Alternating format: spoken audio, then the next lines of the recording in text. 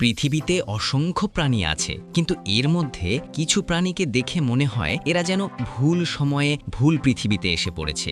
আজকের ভিডিওতে দেখব ঠিক এমনই 5টি অদ্ভুত প্রাণী যারা পৃথিবীতে থাকার মতো নয়। তোমরা যদি এই ভিডিওটা দেখো, আশা করি তোমাদের অনেক ভালো লাগবে।